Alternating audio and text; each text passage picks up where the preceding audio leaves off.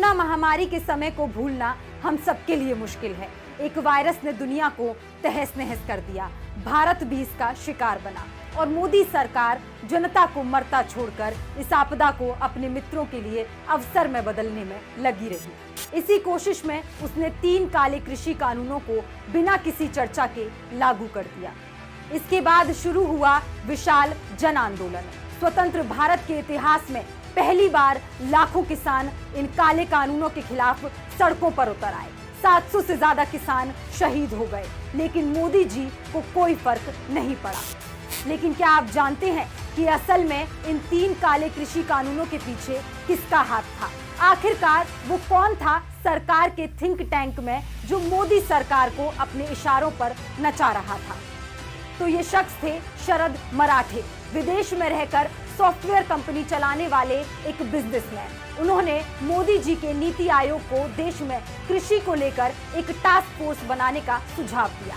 इस task force में मोदी सरकार ने उन्हें भी शामिल कर लिया। मराठे को कृषि के क्षेत्र का कोई अनुभव भी नहीं था। इस टास्क फोर्स ने 2018 में अपनी रिपोर्ट देने से पहले किसी अर्थशास्त्री, किसान संगठन से सलाह मशवरा नहीं किया था। सलाह अडानी ग्रुप, महिंद्रा ग्रुप, पतंजलि और आईटीसी जैसे कॉरपोरेट से ली गई थी। अपनी रिपोर्ट में मराठे ने सुझाव दिया कि कैसे किसानों की जमीन बड़े उद्योगपतियों को दी जाए और कैसे किसानों को उन्हीं के खेतों में गुलाम बनाया जाए। मोदी जी केवल पूंजीपतियों के लिए काम करते हैं, इसका एक नमूना और देखिए।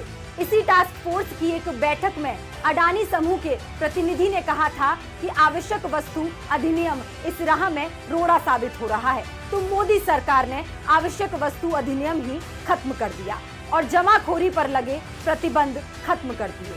अब मोदी जी कॉरपोरेट्स के साथ मिलकर किसकी आय दुगनी करने की कोशिश कर रहे थे, ये बताना तो जरूरी नहीं है। मोदी जी ने जैसे देखा ऐसे कानून से दोस्तों को खूब फायदा होगा, तो उन्होंने बिना किसी से सलाह लिए इन काले कानूनों को देश पर थोप दिया।